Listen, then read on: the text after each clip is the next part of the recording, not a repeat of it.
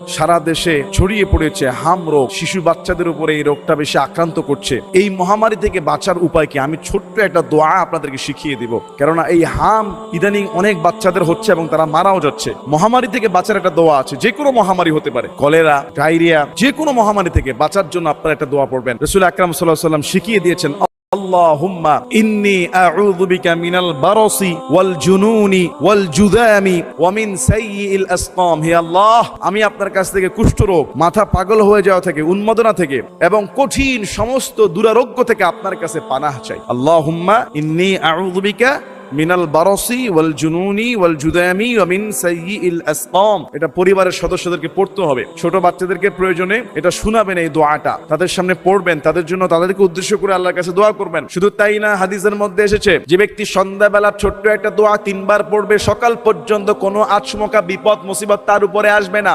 সকালবেলা কেউ যদি এই দোয়াটা 3 বার পড়তে পারে, সন্ধ্যা পর্যন্ত তার উপরে, তার পরিবারের উপরে, তার জন্য কোনো বিপদ মুসিবত হঠাৎ করে চলে আসবে না।